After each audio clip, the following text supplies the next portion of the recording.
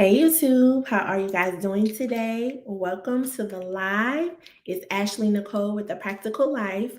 I hope you all are doing well. Again, we are back with another live, and as you can tell, today we are talking about Saweetie. And as you all know, this channel is all about mental health. This is where you can get your questions answered regarding mental health for yourself or someone else. And if you're a person that's looking for career strategies or need help with kind of promoting yourself to get to the next level within your career, I am the person for you. All of the information on how to contact me will be in the description box. So let's get started. So I hope you all are having a great afternoon. For those of you who have children and your children have started school, good luck. This is probably the first week or second week um, that school has started. So some of your kids probably started last week, some this week. So I hope that the school year goes great. Everyone stays healthy, safe, and we just have a great school year overall. But yes, we are here to talk about Saweetie. Now we're gonna get right into it. Saweetie has done, and I told y'all before, with like new artists or rappers. Saweetie is a rapper. But with a lot of the newer artists, I've heard their music, but I'm not really sure of like what their songs are or what they rap or what have you. If I hear it over and over, then and I really, really like the song, then I try to like I'll look it up and see who's the artist or whatever. But most of the time, like I don't really listen to the radio that much. I think I listen to probably Apple Music, because I'm like an old school music kind of person, like a 90s R&B type of person. And old school music. And I like, now don't get me wrong, I like my rap. I told y'all in the previous live, my favorite rapper right now is Lil Baby. And I like to get like a little ratchet in the car when I am, driving or whatever. And Kodak. so so I don't really listen to the radio that much. But I do know titles of some of her songs and things like that. But she has done a lot of interviews, a lot of, big interviews on like big platforms and things like that. So the information that we're going to talk about today probably won't be too new, but one of the interviews I watched, and it came up on my timeline. I think it was the interview she did with Kevin Hart on his show, Heart to Heart. I would say Kevin Hart has had some great interviews lately, and I don't even know, some of them may be older and they're just kind of like just released or something like that. I think it's on a particular app where his show is. So some of these interviews might be older, but I think hers is new. And it was a couple of weeks ago. But I really wanted to discuss it because there was a lot of things that she talked about as far as her mental health and things like that. And I thought it was interesting and it would be a good topic for us to kind of get into. So she talked a lot about her childhood. Now, like I said, this is the only interview I have seen with her. She may have done previous interviews where she talked about this. I'm sure she has, because I've seen, things like, little snippets of her kind of discussing her past and things like that. But when she talked about her childhood, Kevin became very interested. And I appreciate that, because when people kind of talk about that and kind of bring it full circle into how it kind of affects them now and things like that, it kind of gives other people a perspective of, if this happened to them or certain things that they can kind of grab from. It kind of helps other people too. So he started to ask more and more questions, which is good, right? So she described her childhood as, she said she was a sad kid. And she also said that she was like a little woman. And this is quotes. And I'm like a little woman as a child, I wonder why she would say that. But she indicated that her mom had kind of been on her own since she was like 14 years old, and she had Sweetie when she was 17.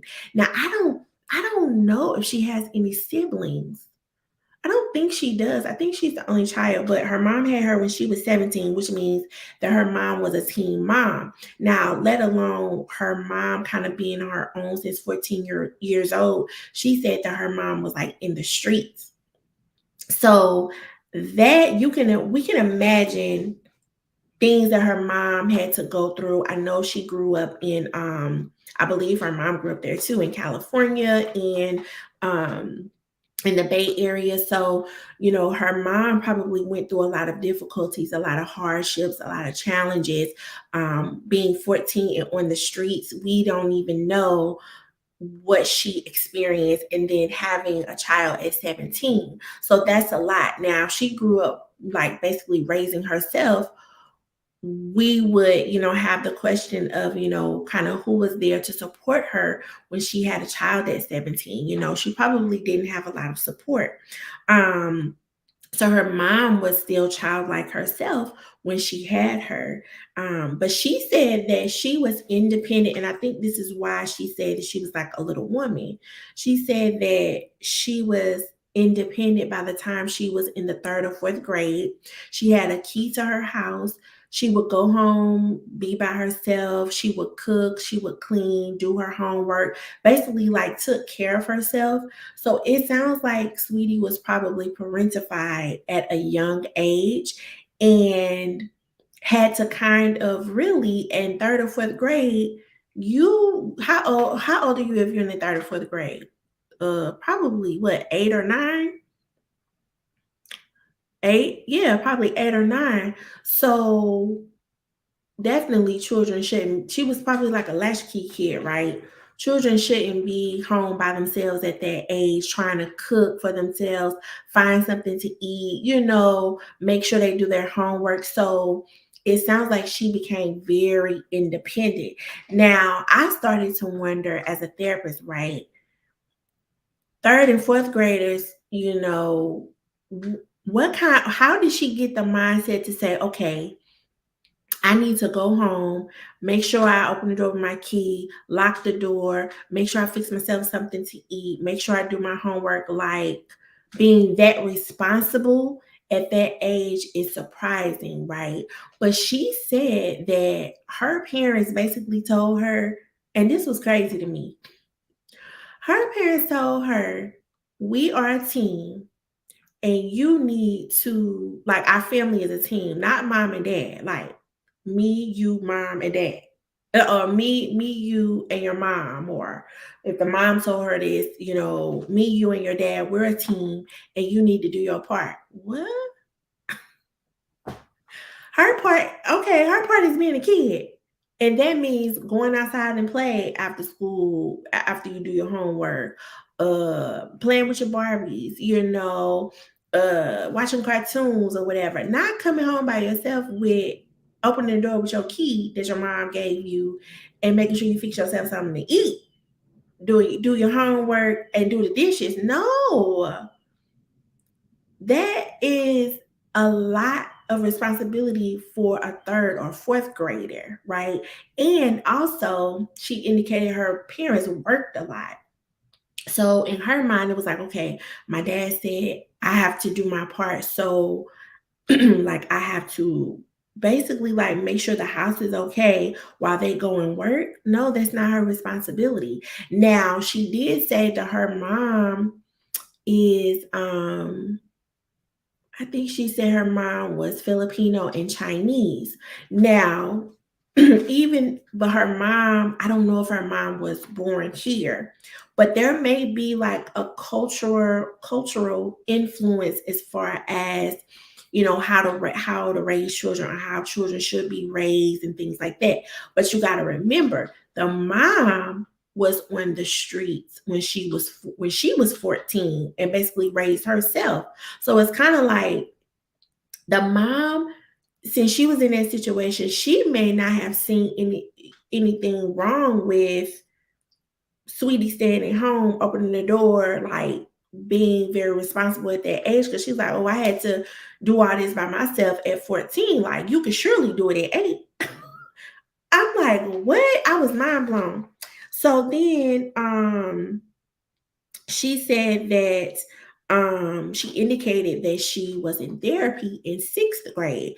Now, based on previous interviews, she may have stated why she was in therapy in 6th grade. She said her mom put her in therapy, right? Kudos to the mom. But she didn't indicate in this interview with Kevin why she was in therapy. So, we would only be speculating there of why she had to go to therapy in 6th grade, or why her mom decided to put her in therapy. Who knows? But again, she said her parents worked all the time, but she said that she yearned for her parents, right? And I told y'all before, when we talked about Tim and his mommy issues, right? Even though your parents are working, your dad told you, okay, we're a team, kiddo, or whatever, right? You still yearn for time with your parents. You want that quality time. And believe it or not, kids want structure. They want you to get a hold of the situation, be that parental figure. So she said that she yearned for her parents. And there must have been some type of conflict or discord with her parents, because she said, now this interview was what, 2 weeks ago? She said just last year she started talking to her parents again. So she hadn't had any, like communication and things like that with her parents up until that time. So that says a lot. That says that she may have felt the same way Tim felt, right? The same way Tim felt, abandonment. She may have felt lonely. And then too, if she was the only child, who knows, what kind of feeling she felt being at home by herself. She had already said that she was a sad kid, right? So she said she yearned for her parents, and she just became closer to them last year. So that's kind of like the childhood, right? That's kind of like her childhood. Let's move on to her adult life. And then I'll give kind of a little bit, about my perspective a little bit at the end. But it seems like she had instant stardom, or, she became popular instantly from social media and, rapping and things like that. And she said that she was like working under a lot of stress after making music and kind of getting popular, right? She was trying to do so many things at one time. Like, okay, and one day she would go to a photo shoot, then she would have to go and run this errand, then do this, then the next hour she had to make sure that she turned in a song. Like, she was doing so much at one time. It was almost like, it sounds like she wasn't really living in the moment, and she was on autopilot. And that happens to a lot of us. And I don't think Sweetie doesn't have any kids or anything like that.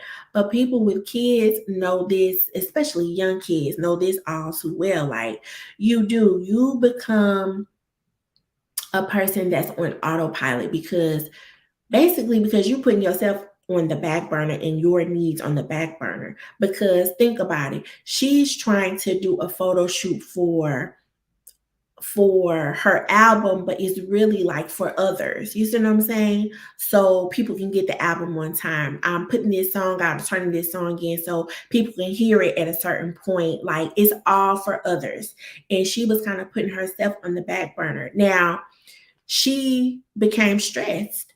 And so when you're trying to do so many things at one time, you will get that way, right? It's almost like she was trying to multitask, and that's in the past. If you a person today that's trying to multitask, and I know it's easier said than done, because It happens to me all the time. Like I'm trying to do so many things at one time. It may not even be that you're trying to do so many things. It's you're doing something, but then you thinking about what you got to do next. So, what you are engaged in at the moment, you're not in the moment. You're not really focused on it. You're not really concentrating on what you're doing right now. Right. And so your mind becomes scattered. You basically scrambling. And become scatterbrained because you're not trying to do so much. And so if you are trying to multitask, I don't care if it's at home, I don't care if it's at work, try your best. And like I told you, I'm talking to myself too. Try your best to say, okay, wait a minute. Let me do this. Let me sit my butt down and let me do this. And then I'll get to that later. Or I might not get to it. And if I don't get to it, it is what it is. Like that's just kind of how you got to do it because you are practicing putting yourself first, right? So she said she became so stressed, and now she didn't even realize she was so stressed. Her friends, and I think they probably work for her too. Like I think she said, don't quote me, but I think she said one of them was her manager or something to do with the music, the music side. And they kind of pulled her aside and was like, "Girl, you stressed."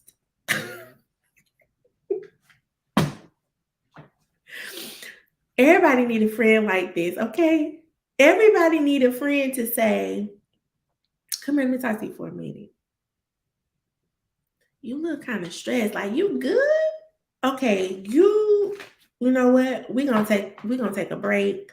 We're just gonna chill out for a couple of hours." She said they came to her and was like, "You look real stressed. You real stressed when you come to these recording sessions. Like, you ever thought about meditating?" And she like, "What? I ain't nobody got time. Ain't nobody got time for that." Meditation, y'all see me trying to do a photo shoot, get this done. Y'all see me trying to, first of all, she said she got people working for her, baby. When I say Sweetie, the way she was talking, Sweetie is a boss, okay? She like, I got people working for me. I got to make sure that's good. I'm trying to start this. I got to make sure it is good. I gotta write these. What I say, I gotta write these songs. These people on me about these songs. I got to write this music. What you talking about meditation? Ain't nobody got time for that. So she said, but she had thought about it. She like, you know what? They might be right. Cause I am doing a lot. And I'm stressed like a mug. So she said her friends came to her and kind of pointed it out to her, it was like, you kind of need to take a break. So she then said, now I don't know if this was around the time that she started therapy the second time. Because remember, when she went to therapy in sixth grade, she didn't say why she stopped or, Kevin didn't probe her on that. But she said she went to therapy again when she was 26. Now, she said she stopped going. It sounded like the therapist that she had didn't fit her needs, or she didn't really like the approach. And so that was interesting. And I wanted to kind of park on that because she was trying to figure out, Kevin was like, well, why did you stop? And she was trying to figure out how to explain it. She was like, I think she was doing like cognitive something or whatever. And I don't know for sure, but it sounds like the way she described it, maybe the therapist was engaging her in cognitive behavioral therapy. also known as CBT. And that's where, you try to figure out, your thought process, changing the thoughts, changing the actions, changing behaviors, and things like that. And that's what you are focusing on. But sometimes you focus on one particular issue that the person is going through, and you kind of work through those thoughts, actions, and behaviors, trying to change that within that one particular issue. And she was like, I just wanted to talk. Now, I told y'all before, now Saweetie is what, 29? I think she's 29. And I got my notes, don't play. She's 29. And so she's in the Generation Z. Is it Generation Z? I think so. But I told y'all, them newer millennials, baby, it ain't working. It ain't working. And I can bet you, she probably told her this not working. Or she might have said, Sweetie, she seemed a little bit calm. She probably just didn't go back. Who knows? But she said she just wanted to talk. And this is particularly the reason why you know, I don't park on a particular modality or say, you know what, oh, this person said they're having trouble in their relationship, I'm going to do CBT. Or, I put all of that out the window because, again, therapy is not a one size fits all. So if I was a therapist and I saw, you can kind of tell when something is not working for a client, or they're not really receptive to the treatment that you're providing, or because what modality you're using. As therapists, we know in our mind like what question we're going to ask next based on that particular modality, based on what they're saying, right? But you can tell if they are receptive to that. And if she was not receptive to that, then you got to switch it up, because we definitely don't want to do any harm to a client, and we want to make sure you get the best treatment possible. So if we need to switch it up, we need to switch it up. So she didn't go back. Now, what I would say is, if someone is in that situation, don't stop there. If you really feel like, I need therapy, try to find a different therapist. The first one may not work, right? You can try as many as you want to. And if they don't work for you, they don't work for you. But I guarantee you that you're going to find the one that kind of fits your needs, right? So don't get discouraged if that first one doesn't pan out. Like I said before, all therapists are not the same. All of us work differently. All of us have different rules as far as the states that we're licensed in and things like that. So if that one didn't work for you, you'll find somebody else, right? But she said, I just wanted to talk. And I find that the newer generation, that's all they want. They want more of like a advice than therapy, right? Because in therapy, you've got to do the work. Now, I'm not saying they don't want to do the work, right? But when you get to talk about and getting to the point where you're talking about those difficult issues and those challenges and the barriers and the poor coping skills and, what has affected you, that's when anybody would check out. But at that point is when it's most important that you have to push yourself to work through it, because when you work through it and get to the other side, you're going to see that, oh, this is the reason why. It's more, you'll have more self-awareness, right? And understand yourself a little bit more. And at that point, you're going to be able to move on and cope effectively with whatever is happening, right? So don't look for, now there are some modalities that provide a quicker solution, right, that we may use, but it depends on the situation. It depends on, when you come into therapy, what we start talking about and what we finish that session with. We may have opened up a can of worms and say, okay, I really wanted to, I came here to work on this, but now I'm thinking, I'm like, I need to kind of dive into this part, right? So we may have to switch it up. So yeah, so she said the therapist it didn't work for her. All she wanted to do was talk. And that was that. And so she basically said she'd been to therapy 2 times in her life, in the 6th grade and at 26 years old, right?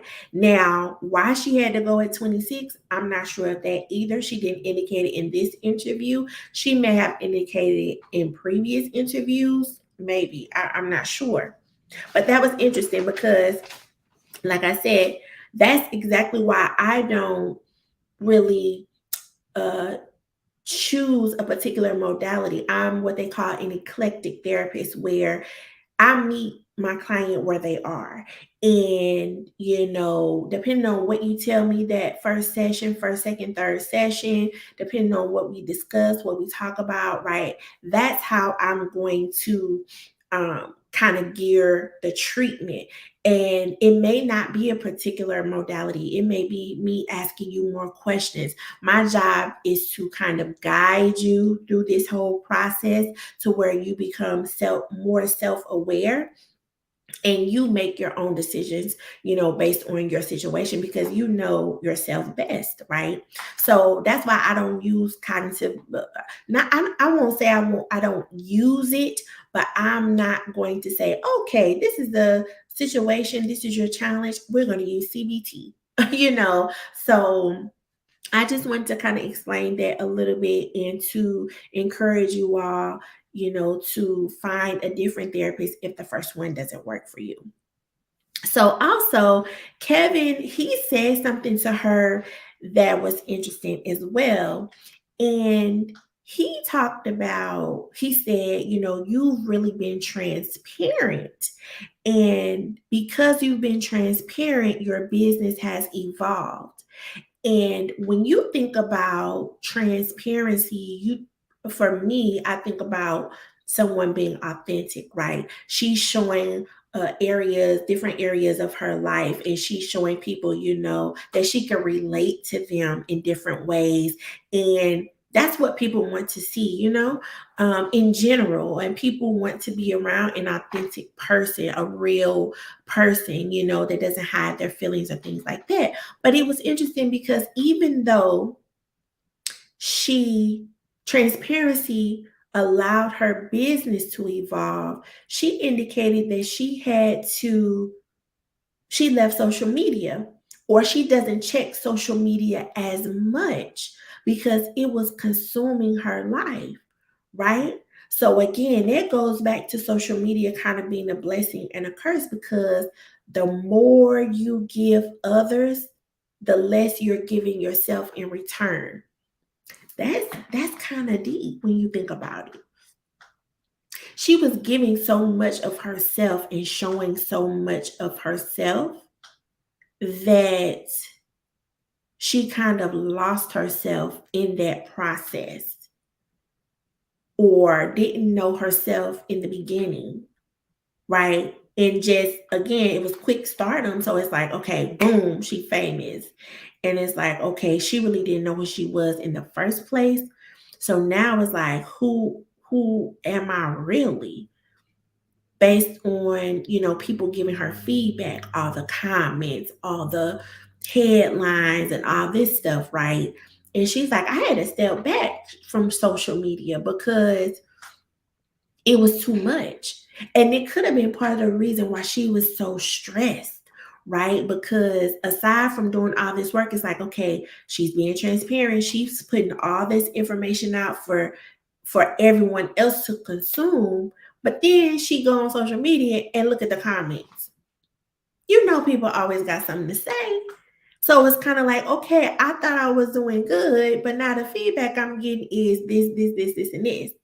Right. So she said she stepped back from social media. So I thought that was interesting because now her business blew up.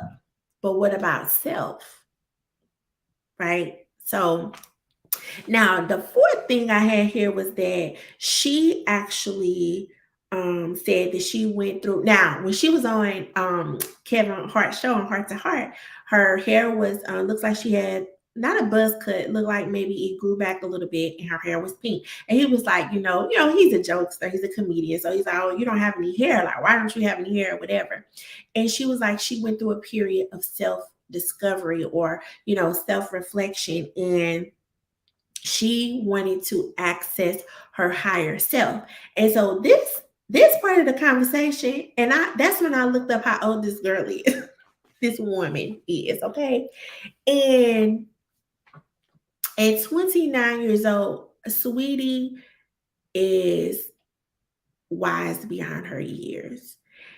Do you know how long it takes for someone to realize that they are striving, or you need to strive to be your better self or your higher self or your actual self? Like, a lot of people don't really realize that. And she said in order for her to kind of get access to her higher self, it was kind of like all about energy. And so she did a lot of reading and things like that. And she found out that your hair holds a lot of energy. Now, this could be negative energy, positive energy, just energy, right? And so it's kind of like, I'm going to start from scratch, right? So she cut it all off.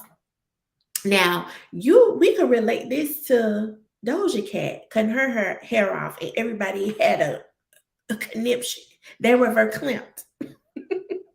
And I don't think people had the same reaction to Saweetie. Why is that?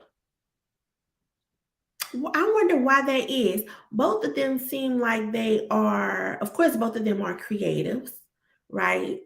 Both of them seem, not that one is more creative than the other, but both of them don't seem like they are afraid to be a little bit extreme with their creativity. Seems like they're open to trying different things as far as being creative and, different color hair and, all of that stuff. So I don't know why it would be, why when Doja Cat did it, everybody thought she had a mental breakdown. But when Sweetie did it, I didn't see anything where people were so concerned. That's interesting. Um, so she cut her hair because she felt like her hair held all of this energy, right? And so she said she learned that her chakras were damaged. Now, she had already been talking to Kevin about meditation, and a way to kind of access your higher self and to be a little bit more focused and to be able to concentrate better, to really have like a clear mind, is through meditation. You guys can do your Googles and find that out. So much information about meditation out there, but that was a way that she kind of accessed her higher self. Now, remember, previously her friends had kind of told her, hey, you a little bit stressed, maybe you ever tried meditation? So she started reading about it and things like that. And she said she learned that her chakras were damaged. Now, the chakras are like energy points in your body. So one of those energy points is your crown. And so that's probably why she cut her hair off. Like, okay, let me get rid of whatever energy is there and let me start anew. And so she started to meditate. And you can tell that, if you talk to anybody that meditates consistently and are really kind of in it, you can tell that they are a little bit more calm. They don't really react harshly to anything. They don't, they are able to think a little bit more clearer. They are more focused. Now, as far as meditation, it is a challenge getting into meditation, right? Because you have to work very hard, and that's part of the focus part, right? Getting you to the point where you are able to kind of focus on one thing. It's difficult to get to a point where your mind reads the distractions. your mind is getting rid of the inner chit chat. Your mind is getting rid of random thoughts that come in it when you're trying to, meditate. So she has gotten to a point, and you can tell that she's very calm. How she reacts to things, she's very kind of laid back. She's very kind of relaxed. She does what she wants to do. She doesn't really,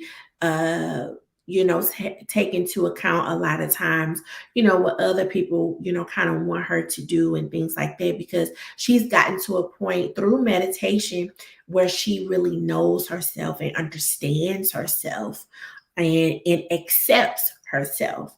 So that was really inspiring, right? And motivating to hear, that she found something that really kind of works for her and helps her to manage the stress that she's going through, basically managing her work life.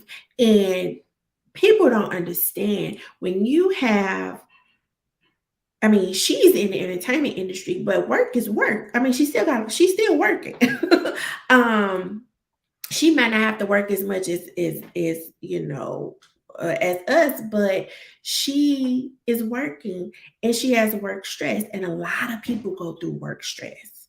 I mean, it's very difficult to get through a work day if you are stressed, if you have so many demands at work and you're not able to meet the demands, right? Then imagine when you leave work, you got to go home and you have demands at home, things that need to be done. And then you kind of doing it all over the next day. So it's like, again, autopilot. So meditation will kind of help you through that, kind of help you. First of all, it's time for yourself, those 5, 10, 15, 30 minutes of just sitting there being present in that particular moment, that particular space, this particular time, right? Being present in what you're doing and focusing on this one task. So it really will allow you to become a little bit more clearer. So she practices meditation. It sounds like she's deep in it, and she's very grateful that she has found something to help her through this. So, my thoughts. My thoughts about her mental health is that I see some of the same similarities between her and Tim. Um, some of the same similarities between her and a lot of other people that have grown up with trauma, have grown up raising themselves, grown up without their parents, growing up with just a lot of challenges, right? And a lot of barriers. So my opinion, this could have gone so different. Like her life could have turned out so different based on how she grew up in, that whole piece of her being parentified, being responsible for herself. I mean, she could have gone a totally different way, right? And the looming question is, how is it that someone has gone through similar circumstances turn out this way with, you know, robbing, stealing, um, in and out of jail, on drugs, right? And then on the other hand, somebody that's gone through the same thing turn out to be a superstar that's meditating on a daily basis and becoming stress free. How is that, right? One could only really speculate how two different people with the same circumstances or similar circumstances, right, could turn out. Their life could be positive, and then their life could be negative, right? Now, we don't know, like, the person's life that seems positive, it could only look positive on the outside. You see what I'm saying? Even though they went through similar circumstances, their life could look positive, but they may be dealing with turmoil on the inside. But I say all that to say just that her life could have went totally different. She could be on the street. She could have been a teen mom. She could have, anything could have happened to her. So I'm glad that she is on the positive side and that again she has found meditation and something that can kind of really help her through her work stress. Um, and so in all of her kind of doing that and finding that right, she discovered herself. And that may be the reason why she's able to kind of have conversations with her parents now about what happened when she was a child or what she had to go through or what she felt like during the times that they weren't there. It sounds like she has kind of mended, the relationship is mended with her parents, her mom and dad, and they've been able to talk and work through it, which is awesome, right? But what happens when you discover yourself? Or when you're discovering yourself, right? What happens? Your relationships will change, your work situations will change, your hobbies will change, your interests will change because the person that you thought you were may not be the person who you really are when you are discovering, right? So friends that you've known for years and years and years, they may not fit into that anymore, right?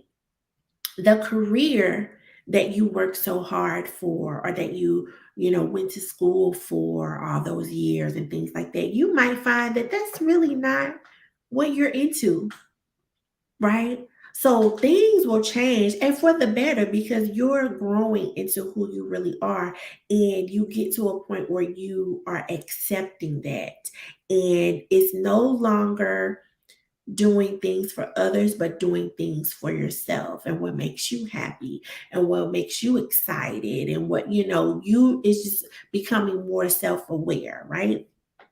Um, Also, and I mentioned before that I think she's wise beyond her years. And she's going to be very successful. It sounds like she has a lot of goals, but she's very clear about those goals. It sounds like those goals are very structured and she knows what she needs to do to get there. And, the last thing is that her generation, like they are on point. Okay. Like I told y'all, this new generation, they don't, if it's not working, it's not working. They're going to tell you, and that's it. And they're going to change it. They're going to pivot to wherever they need to go, and they're going to stay there and do what they need to do. And if that doesn't work, okay, then I'll move to the next one. Right.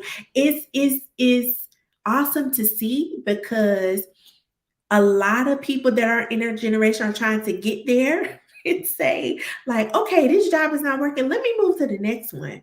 Oh, okay, this company is not going to do what I need it to do for me. They're not offering what I need them to offer. They don't have anything to benefit me. I'm going to move to the next company.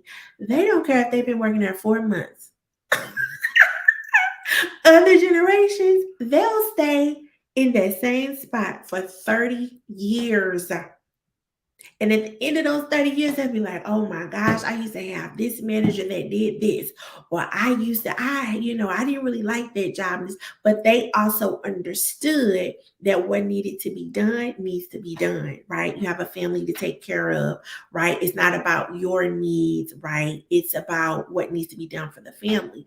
But at what cost, like you are both generations, right? Or several generations, when you look at them, it's a balance because of course you're doing what you need to do for your family, but you put yourself on the back burner. And so where does that leave you when you get to a point where you're retiring or you're, trying to do something that you always wanted to do, right? The generations now, they are living for themselves and they'll worry about that later. So kudos to Sweetie. Kudos to Sweetie for really finding meditation and finding something that helps her with her work stress. Like I said, this could have gone a totally different way. She could be a child, she could have been a teen mom. She could have been on the streets, and her friends really, it sounds like her friends played a very important role in her turning that around. Now, again, she's done previous interviews, so she may have mentioned this before, but it sounds like they really kind of made it a point to her like, we see you every day, and girl, it ain't looking good. You coming here recording, but you look like you about to fall out. You stressed. How you coming in here recording every day? Like, we don't see how you doing all of this and keeping it together. Like, it looked like you about to fall apart. I'm sure they said it in a better way, but they really kind of pushed her and gave her that idea and put that in her mind that, okay, I need to really sit down and do some self-reflection, and I need to figure out what needs to be done, focus on that, and then do the next thing at a different time because I'm doing too much. I'm doing too much. And I could imagine that it was a benefit for them too, because she mentioned that her friends that kind of talked to her about meditation are, I think, her manager, and I forget what the other one does. Maybe like a producer or something like that. Something to do with her music. They work for her, and probably them seeing her stressed and her coming in there stressed and trying to write a song and stuff. She was probably getting on their nerves. She probably had an attitude. She probably, uh angry at one point, happy at another point, not sure what she wants, and it probably affected their work as well. Because if you in the workplace, this goes for anybody.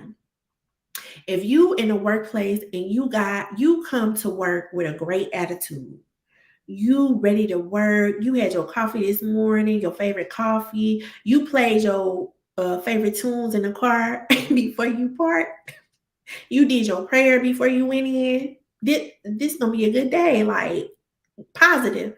You could go in and that one coworker could put a damper on the whole day, especially if you work really in like a team environment, right? So, and it affects everybody else, right? Even it's some of those coworkers where you try to speak positivity into them, you try to pour into them, you try to say, oh, what's going on. It's like they still can't get over that. And people have their days, you know what I'm saying? But it will put a damper on everyone else's attitude. And so that could have been what was happening with them. Like, okay, somebody need to talk to her because we can't keep coming here every day trying to write music. And she got a tune. Or we trying to come in here and write music and get done and take our time. Because I would imagine the process of writing music and producing and all of this stuff, it takes time. It's something you can't really rush. So because she got so many other things to do, she rushing and saying, okay, just put it like this. Oh, yeah, that sounds good. When they probably really think, oh, that ain't it. But okay, because she got other things to do. You know what I mean? So it could have been that too. So one of them might have said, you know what, we need to talk to her. Somebody got to talk to her because we can't go on like this. But everybody needs a friend like that. You need somebody. It could be a family member, it could be a friend, it could be your therapist. Because I'm telling you, when you find the right therapist for you, they are going to be candid with you. Right now, you have to be the client that's open and receptive to what they are saying. Right. I will tell you, if you're not ready to change, don't go to therapy. Don't do it. For what? You're wasting your time. But if you are ready to change, if you are open and receptive to a different perspective based on what's going on with you, from a person that don't have anything to do with your life, they don't know you, they don't particularly know your situation, they only know what you're telling them, and they're giving you a perspective, right? You got to be open and receptive to, okay, that might be what it is. Like, it might not be everybody else, it might be me. So if you are open and receptive to those changes, then therapy would be great. But like I said, if you are not ready, if you feel like you're on the fence, you might not want to start yet. But you're going to find, and like I said, the first therapist may not work for you. But when you find that one, they are going to be candid. Now, a therapist is not your friend, but they're going to give you candid feedback like a great friend would. And that feedback might not be what you want to hear. You know, it might be okay, you've been going to work late every day. When you go late, you've had consequences. You know, you're affecting your team. However, you want to become, you know, for example, CEO of this company. Okay, how is that working out for you? How is it benefiting you to go late every day? Right? How is this working? It's not working, you know? So those are the kind of questions that we're going to be asking you, right? Like Pastel, hey Pastel, how are you? And take accountability. Yes. You have to take accountability for your actions.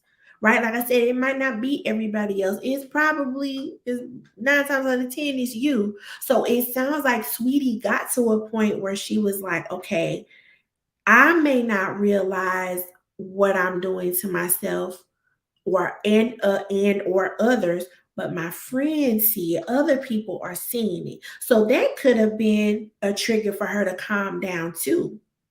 You know, a trigger for her to kind of sit herself down and say, okay, this is what it is. Now, she also said that she has one close friend, and the reason they're friends is because in, I think she said middle school or something like that.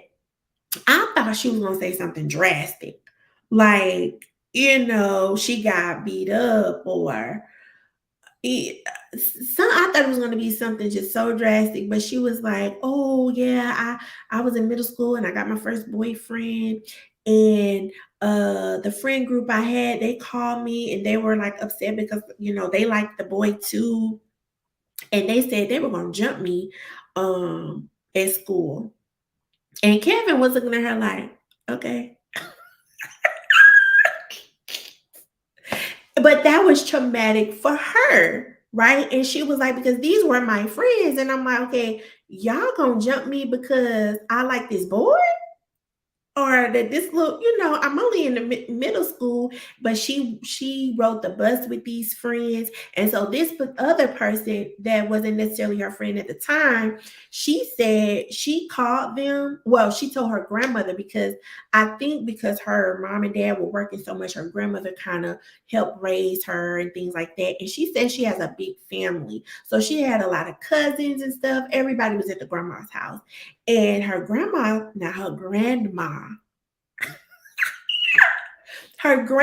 told her, okay, they said they're gonna jump you. Tell them to come to the house. And Kevin said, she said, what? She told them to come to the house. And she's like, yeah, they want to fight you. Come, tell them to come to the house. And, you know, we'll make sure that nobody call the police or whatever. It's gonna be fair and square, right? And her friend, this other little girl, called them and she said she don't know what she told them, but she called them and said something. And the next day at school, it was kind of like it water under the bridge.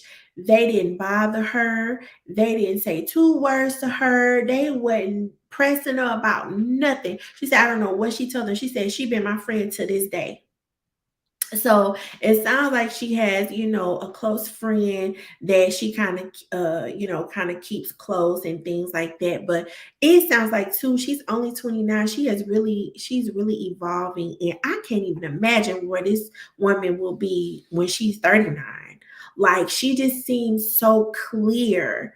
And this may be a controversial thing to say, but at 29 years old, her thinking this way, her discovering herself, her being more self aware, right?